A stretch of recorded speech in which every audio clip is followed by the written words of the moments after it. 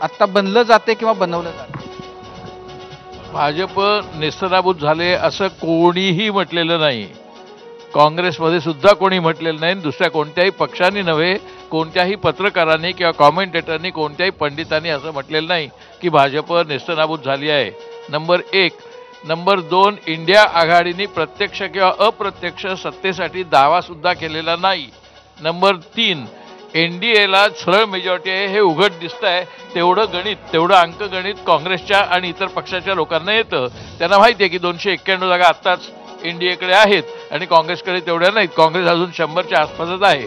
त्यामुळे काँग्रेस सत्तेसाठी दावा करण्याच्या प्रयत्नात सुद्धा नाही. NDA आघाडीच्या विरोधामध्ये जी मतं पडली ती अपेक्षित नव्हती, म्हणून फक्त भाजपला सेटबॅक मिळालेला आहे, भाजपचा पराभव झाला आहे असं नाही. मोदी सुद्धा नेस्तनाबूत झाले तसं आमचं म्हणणं नाहीये, कोणाचंच म्हणणं नाहीये. आमचं म्हणणं हे आहे की मोदींना जे वाटत होतं की अलेक्झांडर द ग्रेट नंतर फक्त नरेंद्र मोदी, तर अलेक्झांडर द ग्रेट नंतर नरेंद्र मोदी तर स्मॉल झाले, अलेक्झांडर द ग्रेट सारखे ते झालेच नाहीत. एवढाच मुद्दा आहे की त्यांना त्यांच्या 400 जागांचाही प्रश्न नाही.